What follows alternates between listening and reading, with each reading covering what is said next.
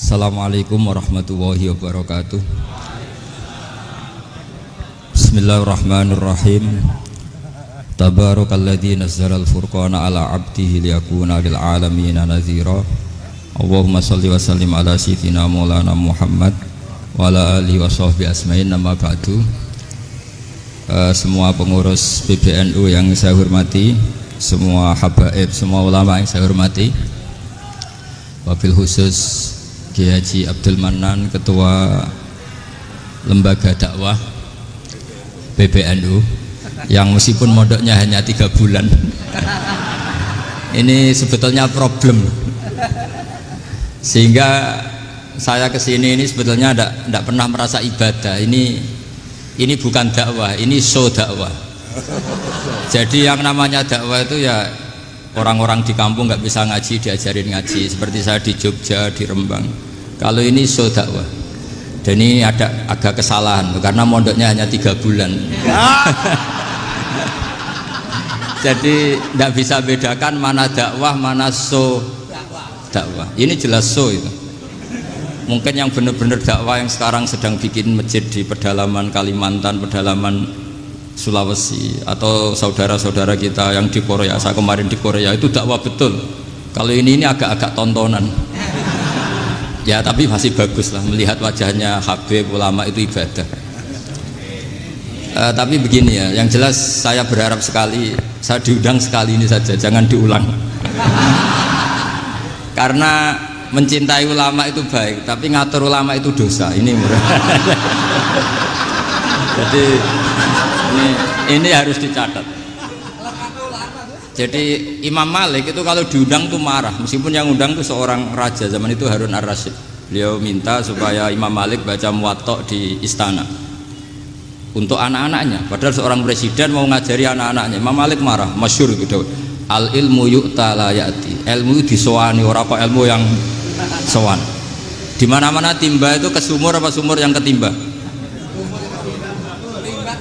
Timba ke sumur. Ini agak kecelakaan. Pakai air pam. Air pam katanya. Sudah banyak air. Sehingga saya kata orang banyak itu di SK-kan PBNU, tapi itu tidak pernah saya pikir. Karena saya melakukan kebaikan itu sebelum dapat SK. Saya ngajar sebelum dapat SK, saya dakwah di mana-mana sebelum dapat apa? SK. SK saya langsung minallahi ta'ala, dari Allah Ta'ala.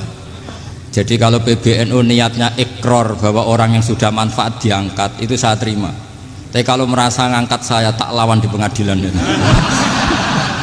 Karena saya sudah jadi kiai sebelum diangkat PBNU. Ya ini saksikan ya para muhibin saya. Jadi kalau SK itu ikror, ngakui kalau Gus Bak manfaat, saya terima. Kan hanya ikror saja, Pak. Tapi kalau merasa ngangkat dari bawah ke atas, itu tak lawan sampai apa? Pengadilan, sampai di akhirat. Tersangkanya ya yang sedang jabat sekarang. Tapi saya yakin enggak, Kiai Miftahul Ahyar itu orang alim, karena alumni Sidogiri dan menantunya Syekh Duki. Di antara gurunya itu pernah mbah mertua saya, karena istri saya orang Sidogiri. Beliau juga besanan sama keluarga Lasem, saya ini Durriyah Lasem. Pak Said Akil juga orang alim, mbah-mbahnya juga orang alim. Baru kemarin nyocokkan nasab sama saya. Buyut-buyutnya beliau itu adik buyut saya, pernah cocokkan sama saya. Gus, saya sama saya tua mana? Tua saya, buyut kamu adik buyut saya, kata saya gitu. Tapi saya tetap hormat sama beliau karena ya pernah sepuh umurnya setidaknya. Jadi saya ulang lagi, ngaji seperti ini itu sebetulnya lebih ke show, pertunjukan, supaya pertunjukan ini tidak dosa. Saya isi ngaji betulan. Tapi jangan diulang, karena biasa ngaji rutin. Saya di Jogja tafsir Jalalain sudah juz 23, pernah khatam hikam, sekarang Nashihul Ibad separuh. Saya ngaji di Sidogiri Itkon, di Sarang Balaghatul Quran, di Hajen Lubul Usul, tapi sarahnya yang Thariqatul Husul, sarahnya Mbah Sahal Mahfud. Jadi baru di sini ngaji bersaing sama orang yang mondok berapa? 3 bulan. Ini masalah, masalah. Nggak boleh mondok itu harus buat tulis zaman. Tapi ya tidak apa-apa, mungkin laduni ya. Jadi kalau mondok cepet itu kemungkinannya apa? Laduni. Begini, tapi saya tertarik apa yang dikatakan Kiai Haji Abdul Manan tadi menyangkut kalimat tauhid. Saya ngaji di mana-mana bilang, kalau ngaji itu yang tahqiq itu detail. Detail itu bahasa Arabnya tahqiq. Jadi kita misalnya berpikir secara jernih, orang yang kafir 70 tahun itu pasti menjadi muslim karena melafadzkan la ilaha illallah. Dan itu bi ijma'il ulama. Semua ulama mengatakan demikian. Saya ulang lagi, itu bi ijma'il ulama. Karena mansus di Quran ada ayat kulil ladina kafaru iyantahu yughfar lahum ma qad salaf. Kalau orang yang kafir 70 tahun bisa dihilangkan kekafirannya hanya dengan kalimat la ilaha illallah Muhammadur Rasulullah. Berarti kalimat ini statusnya apa? Penghilang kekafiran, apa? Penghilang kekafiran. Lalu ada kelompok yang mengatakan gara-gara kalimat la ilaha illallah dan pegang patok nisan itu orang menjadi kafir. Ini kan jadi paradok. Lafat yang kita statuskan sebagai penghilang kekafiran dengan lafat yang sama orang menjadi kafir. Itu nggak ketemu nalar. Mbok nalar paling apapun tetap nggak ketemu. Kecuali tadi ya dalilnya pokoknya ngotot tadi. Itu memang kacau itu. Tapi alhamdulillah mereka insya Allah ya sadar. Kamu jangan bayangkan mereka tidak sadar terus, berarti kamu doanya jelek. Bisa saja mereka sudah ingin sadar, berhubung digojlok ini terus nggak jadi sadar. Jadi jangan-jangan salah kita karena sering gojlok sehingga yang mau sadar jadi tidak apa? Nggak sadar. Saya tadi jam 10 sampai setengah 2 masih ngajar di pondok saya ngajar tafsir masih di Rembang sana saya. Terus saya ke Semarang Delalah Muyassar. Ya mungkin agak-agak keramat, jadi tetap jam 3:4 saya bisa ketemu Habib Umar Hafid. Saya beberapa menit ya diskusi tentang manhaj beliau, dan kebetulan saya sering belajar kitab beliau sama alumni-alumni Darul Mustafa. Meskipun saya tidak pernah ke sana, tapi saya tahu betul mazhab beliau karena al arwah junudun apa? Mujannada.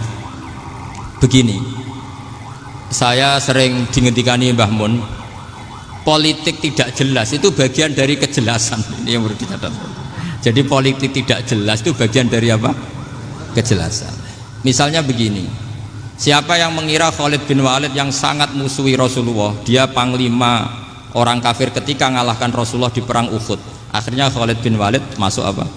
Islam. Begitu juga Wahsy, qatilu ahabbin nasi ila Rasulillah, pembunuh Sayyid Hamzah, akhirnya juga masuk Islam. Begitu juga Abu Sufyan, dia pemimpin besar kafir Mekah ketika perang Badar, ketika perang Khandaq, akhirnya juga Islam dan menjadi mertua Rasulullah Shallallahu Alaihi Wasallam. Dari fakta ini kemudian banyak ulama alim yang ngambil sikap itu ya coro Jawa itu anggang-anggang. Anggang-anggang itu gak tegas, tapi gak tegas dari rumusan ilmu yang detail. Saya ulang lagi, gak tegas tapi dari rumusan ilmu yang apa? Detail. Bisa saja orang yang sekarang kafir suatu saat mukmin atau muslim. Bisa saja yang sekarang sedang fasik suatu saat soleh. Bisa saja yang mondok 3 bulan Rois PBNU. Sementara yang mondok lama kadang Kiai RT. Tapi itu hanya hukum duniawi. Saya yakin yang Kiai RT ini PBNU di akhirat. Karena mondoknya lebih apa? Lama. Itu tak jamin. Saya juga berencana mimpin itu di akhirat saja, bukan di dunia. Makanya saya mohon SK itu berakhir muktamar mendatang. Karena saya sudah kiai sebelum diangkat. Makanya saya ulang-ulang, kalau pengangkatan itu niatnya ikrar, saya terima. Tapi kalau niatnya ngangkat, tak gugat di pengadilan. Ini tidak guyon, ini betulan itu. Ya, tapi ini hanya guyon saja.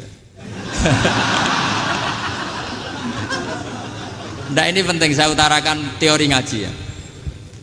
Ini saya bacakan naskah asli Sayyid Umar Hafid supaya Anda dapat barokah beliau. Karena beliau selain alim allamah, muridnya Habib Salim, juga beliau pernah ngaji kutub Sayyid Abdul Qadir Segaf di Jeddah. Juga beliau sering istifadah di beberapa kiai. Ini saya baca teks Arabnya, kemudian saya terjemah. Bagi yang tidak setuju pemaknanya bisa gugat, karena saya baca Arabnya. Yang nggak setuju pemaknanya bisa gugat, tapi tak jamin kalah karena saya paham betul teksnya maknanya seperti itu. Logikanya tadi ya, ketika Rasulullah ngambil sikap tegas kepada Qatilu Hamzah yaitu Wahsy, dan ketika Rasulullah ngambil sikap tegas pada orang-orang yang mengalahkan beliau di perang Uhud, kaifa yuflihu qaumun fa'alu bi anbiya'ihim hakadha, bagaimana mereka jadi orang benar atau orang yang dapat kebahagiaan kalau mereka perlakuannya seperti Nabi seperti ini, yaitu Nabi sujja wajhu masyhur wa kusirat ruba, yaitu Nabi itu wajahnya terluka, gigi serinya tanggal. Orang-orang seperti ini tuh nggak akan bejo kalau orang Jawa, nggak akan falah.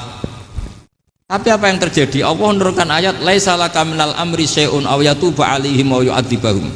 Muhammad itu bukan wilayah kamu ngecap orang, menstigmasi orang itu tidak wilayah kamu. Saya bisa saja mengampuni mereka atau menyiksa saya itu atau menyiksa mereka itu wilayah saya, kata Allah. Saya bisa saja mengampuni mereka atau menyiksa mereka itu wilayah saya.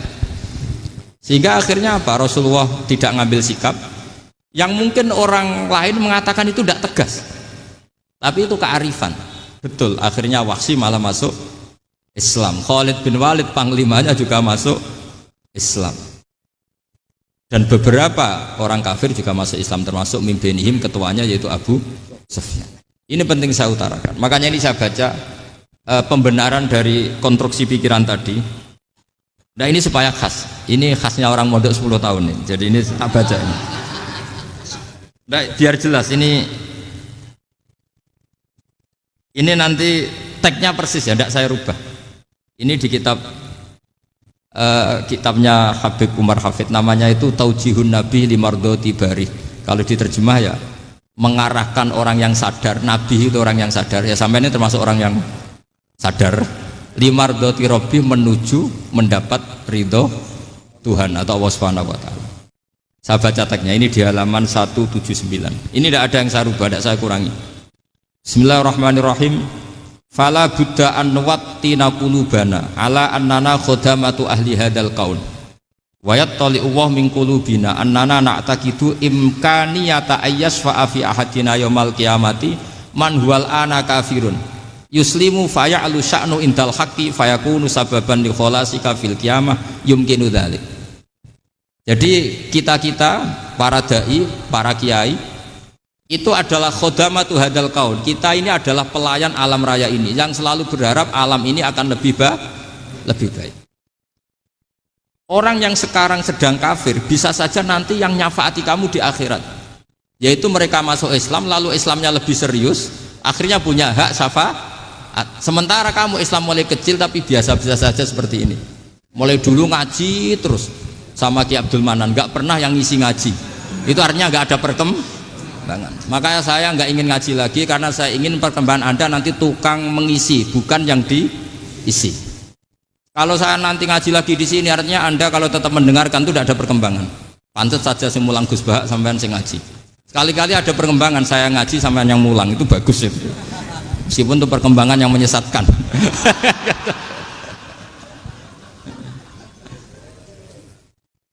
Ini penting saya utarakan. Ini dawuhnya Said Umar ya. Orang yang sekarang sedang kafir bisa saja orang ini nanti nyafaati kamu, yaitu beliau orang ini Islam, kemudian Islamnya serius, maka punya hak syafaat. Sementara kamu Islamnya biasa-biasa saja. Itu masyhur kayak Sayyidina Umar. Sayyidina Umar Islam di hari itu langsung makomnya makom yang a'la, sehingga mengalahkan yang sudah Islam lebih lama. Karena Islamnya Umar itu menjadi izzatul Islam betul. Makanya jangan benci orang tegas teman-teman, kadang ya ada baiknya. Abu Bakar itu sudah Islam tapi layinal janib, orangnya santun. Kalau dipisoi orang yang menengahi lah, kira-kira seperti itu. Begitu juga Bilal, Ammar, Suhaib. Singkat cerita, Rasulullah itu sering dibully ya, sering disiksa orang-orang kafir. Rasulullah berharap, wah kalau yang Islam gini terus repot. Melihat Umar ini petarung di pasar Uka, dia dapat uang itu kalau tarung, menangan. Kata Rasulullah, kalau ini yang Islam ya bagus. Beliau berdoa, Allahumma aizal Islam bi Umar. Itu kira-kira 2 hari dari doa beliau, Umar masuk Islam. Itu pertama masuk Islam itu orang-orang kafir diparani. Kalau kamu ganggu Rasulullah Muhammad tak bunuh. Semenjak itu orang kafir yang gentenan sembunyi. Sehingga kata para mereka yang Islam, Islam selalu jaya mut aslama Umar, ketika Umar masuk Islam. Itu dalam satu hari Islam itu Rasulullah sudah ngendikan Umar yang Islam sehari ini imannya kalau ditimbang separuh ahli dunia masih unggul sama Islamnya Umar. Nah bisa saja seperti itu. Jadi saya minta sama teman-teman yang mencintai ilmu, tidak tegas itu bagian dari ketegasan dalam ilmiah. Karena kita ini tidak mengendalikan dunia, tidak mengendalikan hidayat, hanya Allah piyambak yang ngasih apa? Hidayat. Maka sikap kita laisalaka minal amri syai'un aw yatuba alaihim aw yu'adzibahum. Rasulullah yang ahabbul khalqi ilallah saja tidak boleh tegas karena semuanya potensi itu ada. Cuma kita tegas dalam kebenaran saja, tapi nggak perlu tegas dalam mengawal kebenaran. Kenapa demikian? Karena Islam ini agama yang akan dijaga Allah ila yaumil. Yang jaga Islam bukan PBNU, bukan PP Muhammadiyah, bukan kiai. Yang menjaga Islam namun Allah Subhanahu wa ta'ala. Makanya Sayyidina Umar itu kalau disuruh mikir Islam itu gak mau betul. Masyhur itu dalam tarikh-tarikh. Umar mimpin itu sukses, banyak futuhat. Singkat cerita akhirnya orang tuh kelangenan, wah kalau Umar meninggal kayak apa. Sehingga Abdullah bin Umar setiap jalan-jalan tuh dibully, kalau sekarang dibully. Ya Abdullah bin Umar, bapak kamu itu gimana? Sudah sepuh mau meninggal kok tidak suksesi. Kalau saja ada orang penggembala kemudian meninggalkan kambingnya di hutan, kamu anggap orang yang mudoyik enggak, menyia-nyiakan kambing itu enggak? Ya iya, kata Abdul bin Umar. Apalagi amru hadil umat ini mau ditinggal gelanggang, nanti suatu saat Umar meninggal. Mbok yo suksesi supaya jelas. Logika itu diaturkan ke Umar radhiyallahu anhu, ke Sayyidina Umar. Pertama Umar agak tertarik dengan logika itu. Lama-lama beliau marah. Tidak jadi. Saya tetap tidak akan istikhlaf, tidak akan suksesi, dan saya tidak akan mikir Islam, katanya. Islam akan diurus oleh Allah Subhanahu. Terus beliau ngendikan, Islam ini jalan ketika ditinggal Abu Bakar, bahkan ketika ditinggal ahabbul khalqi ilallah akramul khalqi indallah, yaitu Rasulullah Muhammad sallallahu alaihi wasallam. Coba Islam dulu dipimpin Abdul Qadir ketua wali, dipimpin Wali Songo, dipimpin orang top. Sekarang dipimpin mondok 3 bulan jalan. Karena Islam yang ngatur Allah Subhanahu wa ta'ala. Jadi ini penting. Loh coba ustadz tuh banyak yang nggak bisa ngaji loh. Tapi ya laku ya nggak masalah. Loh saya kemarin di Korea seminggu. Itu TKI jadi khotib, ada yang jadi mufti, ada yang jadi suriah. Itu ada yang di sana jadi suriah, pulang ke kampung angon kambing lagi. Loh itu teman saya kenal. Suriah Korea. Iya suriah Korea tapi. Artinya gini, bahkan masjid semua yang di Korea itu didirikan oleh TKI dan TKW. Mereka digerakkan Allah untuk mikir agama, karena agama ini milik Allah. TKI saja mikir. Makanya ini penting, yo dakwah tapi tauhidnya sing kenceng, jangan dakwah kenceng tauhidnya kendor. Itu bahaya betul. Saya ulang lagi ya, ini dawuh Habib Umar. Jadi kata beliau, fala budda an wattina kulubana, kita harus yakin seyakin-yakinnya bahwa semua kemungkinan itu mungkin. Makanya masyhur dalam tarikh ketika kafir Quraisy mau disiksa oleh para malaikat karena mereka sering menyakiti Nabi, kata Nabi gimana? Jangan. Saya berharap kalau bapaknya tidak mukmin, suatu saat anaknya mukmin. Masyhur dalam tarikh. Musuh Nabi besar siapa? Walid bin Mughirah. Punya anak Khalid bin Walid. Abu Lahab punya anak Jarrah, itu mukminah yang baik. Abu Jahal punya anak Ikrimah, itu mukmin yang baik. Di Indonesia lebih hebat lagi. Bapaknya ra iso maca Quran, anaknya hafid. Bapaknya utun ratamat SD, anaknya jadi dekan. Di Indonesia banyak orang nggak siapa-siapa, anaknya jadi presiden, anaknya jadi menteri. Artinya jangan karena bapaknya kafir kamu nganggap anak turunnya pasti selalu kafir. Teori itu sudah salah zaman Rasulullah. Yaitu Walid akhirnya punya anak Khalid, Abu Lahab punya anak Jarrah, terus siapa? Abu Jahal punya anak siapa?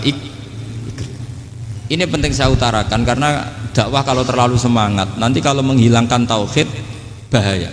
Tetap innal huda. Uni Soviet kayak apa? Mengkooptasi negara-negara sekelilingnya sampai jadi Zuni. Tapi apa yang terjadi? Uni Soviet yang runtuh, persemakmurannya semua rata-rata jadi negara apa? Islam, kayak Uzbek, kayak Ceknya, kayak apa-apa. Karena agama ini diurus Allah. Sehingga kalau tapi kamu ngitmai agama nggak apa-apa. Makanya istilahnya Habib Umar khodamah itu pelayan, nggak apa-apa. Kita ngitmai agama itu nggak apa-apa. Dengan ngitmai terus mikir nggak apa-apa. Tapi jangan mikir yang merasa kalau kita mati, wah nanti agama ini kukut karena saya mati. Kamu itu siapa? Agama Islam ini tidak pernah dipasrahkan kamu. Diurus oleh Allah Subhanahu wa taala sendiri. Sehingga ketika Wali Songo meninggal, agama ini tambah kuat sampai sekarang. Kecil saya itu kalau pengajian susahnya bukan main, harus izin sana sini. Sekarang setiap pengajian polseknya datang, polresnya datang, nggak ada intel, nggak ada apa. Padahal kiai dulu sama kiai sekarang itu kira-kira alim mana? Alim kiai dulu. Mbah Hasyim Asy'ari itu ngarang kitab sampai dibaca di Yaman. Saya sering baca juga kitab beliau, Risalatu Ahli Sunnah wal Jamaah. Kiai sekarang mau terjemah aja kadang salah memahami. Tapi ya Islam tetap jalan karena Islam ini dikawal, dijaga oleh Allah Subhanahu wa taala. Maka kalau dalam cerita tarikh sirahnya Ibnu Ishaq itu, tauhid itu penting. Beliau cerita begini, Sayyid Abdullah itu namanya Abdullah bin Abdul Muthalib. Kita tahu kenangannya Rasulullah terbanyak itu bukan dengan Sayyid Abdullah tapi dengan Sayyid Abdul Muthalib, dengan mbahnya. Karena Nabi itu mulai kecil dirawat oleh siapa? Mbahnya. Yaitu yang disebut Nabi ketika 2 bulan kan abahnya sudah meninggal. Ya saya baca ya, pakai bahasa Arab biar jadi bid'ah. Nanti kalau bahasa Indonesia ada bid'ah. Tidak betul. Diba atau berjanji sebenarnya itu kitab sejarah, berhubung dibaca bahasa Arab terus kayak mantra. Terus yang belakang mau nyenggai soleh aleh, sehingga kubu sebelah bilang tuh khurafat dan bid'ah. Coba diterjemah ini, coba nanti saya baca bahasa Arab. Walamma tamma min hamli syahroni ala masyuril aqwalil marwiyatu fiya bil madinati abuhu abdullah wa kana qad istaza bi akhwalihi bani adi minat taifatin najariyah wa makatha syahron saqiman yu'anu nasukmahu wasakwa. Terus di pojok sana bilang soleh aleh. Pasti kubu sebelah yang liwat, wah itu khurafat bid'ah karena dianggap mantra. Padahal artinya coba sampean baca bahasa Indonesia. Ketika hamil Rasulullah umur 2 bulan, abahnya meninggal di kota Abwa. Kota Abwa adalah kota keluarga besar ibunya Sayyid Abdullah. Kebetulan pas ke sana beliau sakit sampai 1 bulan dirawat. Bid'ahnya di mana kalau diterjemah? Wong itu kitab tarikh. Makanya saya nggak tahu yang membidah-bidahkan tiba itu karena tadi. Tapi sampean juga ikut salah karena nyenggai sholawatan tok itu. Jadi makanya saya bilang tadi kalau bahasa Arab bid'ah, kalau sudah terjemah tidak bid'ah karena kelihatan kalau itu hanya kitab tarikh. Loh, coba bid'ahnya di mana? Wa ba'du fa'aqulu wa Muhammad bin Abdullah bin Abdul Muthalib bin Hasyim. Itu kalau diterjemahkan, kamu harus tahu siapa nama Muhammad. Muhammad punya abah siapa? Rasulullah Muhammad Abdullah. Punya abah siapa? Abdul Mut. Punya abah siapa? Hasyim. Coba baca gitu di kubu sebelah. Oh iya. Berhubung kok baca bahasa Arab. Wa ba'du fa'aqulu wa Muhammad bin Abdullah bin Abdul Muthalib bin Hasyim. Jadi itu hanya salah baca saja. Maksudnya salah yang ngukumi, bukan salah yang baca, salah yang apa? Ngukumi. Sayyid Abdullah ini orang yang tauhidnya sangat kuat. Sayyid Abdul Muthalib lebih kuat lagi. Saya cerita sedikit betapa pentingnya tauhid. Ketika pasukan Abraha bawa pasukan gajah mau menyerang apa? Ka'bah. Itu sebelum menyerang itu semua aset-aset milik orang kafir Quraisy, milik orang Quraisy lah. Itu ditawan, diambil, termasuk milik Sayyid Abdul Muthalib, milik Abdul Muthalib. Terus ketika mau masuk Ka'bah, mau masuk Mekah, kata Abraha, man sayyidu hadal wadi, siapa yang kamu tuakan, yang kamu pertuan di sini? Oh, Abdul Muthalib. Abdul Muthalib itu dipanggil, itu auranya luar biasa. Abraha yang di tempat perkemahannya itu harus duduk di atas karena dia raja, itu duduk di atas gak berani. Saking wibawanya Abdul Muthalib, ini mbahnya Rasulullah. Akhirnya Abraha bilang gini, saya duduk di bawah tidak mungkin karena saya raja. Kamu duduk jejer saya tidak mungkin karena nanti umat saya kecewa karena raja kok disaingin gitu. Ya sudah, sambil berdiri-diri kita ngomong. Akhirnya Sayyid Abdul Muthalib tadi Diomongin gini, saya itu tidak ingin merusak orang-orang Mekah, orang-orang Quraisy. Saya hanya kecewa punya tempat ibadah dikencingi, diberakin sehingga saya mau merubuhkan Ka'bah. Tapi dengan damai, nggak ada perang. Apa jawabnya Abdul Muthalib? Lucu. Nggak apa-apa, Ka'bah kamu robohkan silakan, nggak apa-apa. Yang penting unta saya yang kamu sita kembalikan. Harta saya yang 100 unta kamu sita kamu kembalikan.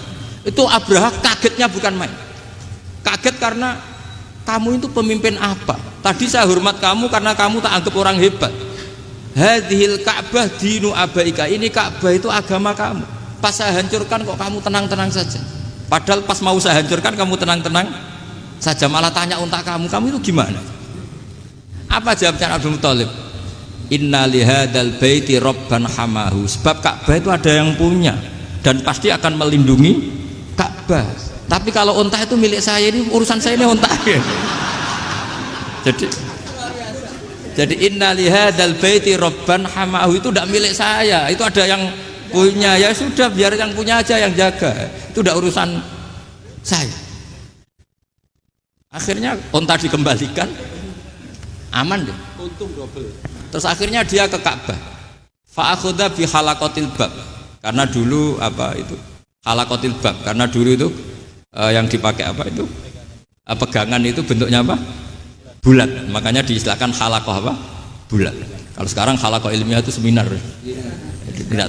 Halaqah dituburuhi lain lagi. Ya. Pegang terus bilang gini, kata Abdul Muthalib, ya Allah, Ka'bah ini mau dihancurkan oleh Abraha. Ka'bah ini milik kamu. Saya mau ke gunung, mau melihat apa yang kau lakukan terhadap orang yang mau merusak Ka'bah. Terus Abdul Muthalib bilang ke umatnya, wa ya qaumi, ayo kita ke gunung melihat ma fa'ala rabbuna, apa yang akan dilakukan Tuhan kita terhadap orang yang mau menghancurkan Ka'bah.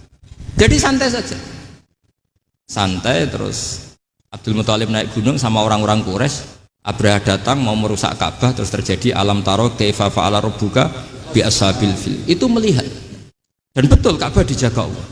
Islam juga gitu. Ketika Islam dikooptasi Uni Soviet, semua ulama, semua wali perasaannya hanya nunggu kehancuran Uni Soviet, karena pasti agama ini dijaga Allah.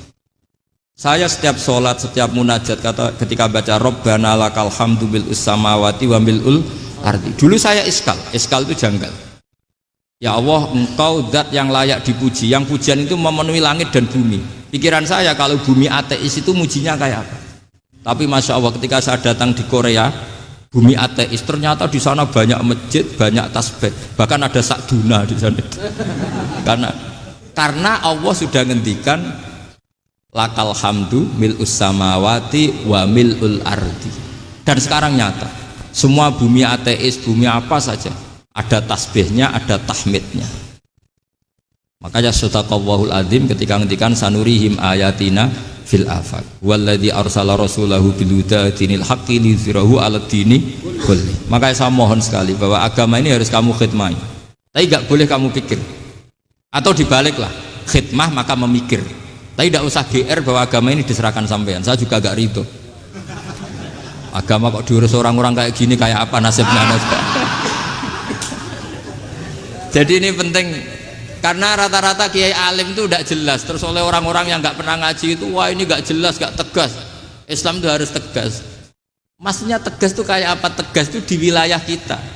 Kalau istri kamu mau diperkosa orang itu boleh tegas, itu wilayah kamu. Tapi kalau hidayat itu wilayahnya Allah Subhanahu wa Ta'ala, kita tidak pernah tahu. Bahkan yang sudah Islam saja, nyuwun sewu, itu nggak ada jaminan mati husnul. Kita tahu dalam sejarah Sa'labah itu dapat gelar hamamatul masjid, merpatinya masjid. Tapi kita tahu akhirnya Sa'labah itu apa? Su'ul khotimah. Sampai dalam Islam selalu diajarkan ya muqallibal qulub tsabbit qalbi ala din. Jadi kalau kita sendiri saja masih ingin selalu husnul khotimah, agak ada ruang untuk mudah menvonis orang lain. Makanya saya salut sekali ketika Habib Umar menulis kita semua ini mengkhidmai hadal kaun, dan selalu berharap bisa saja suatu saat orang yang sedang kafir bisa saja suatu saat muslim. Nah soal kalau yang sama yang harbi menyerang kita ya tarung. Kalau artinya kalau yang merangi kita ya kita wajib perang, kalau enggak ya habis kita. Seperti kita lakukan ketika diserang Belanda.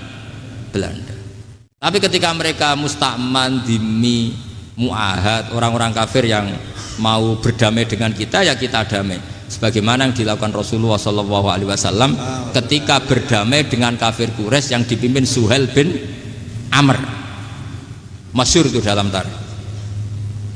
Singkat cerita kan Sayyidina Ali ini pernah konflik sama orang Khawarij. Kata Sayyidina Ali, ya sudah lah, namanya kita musuhan, kita tidak usah ketemu, pakai mediator, kata Sayyidina Ali. Kata orang Khawarij, ini apa-apaan kok butuh mediator, nggak ada Qur'annya, ada hadisnya. Kira-kira kalau Pak Sayyidina Ali orang Jawa, nggak ada apa tidak tahu. Walhasil Sayyidina Ali akhirnya baca ayat, wa in khiftum shiqaqa bainihima fab'atsu hakaman min ahli wa hakaman min ahliya.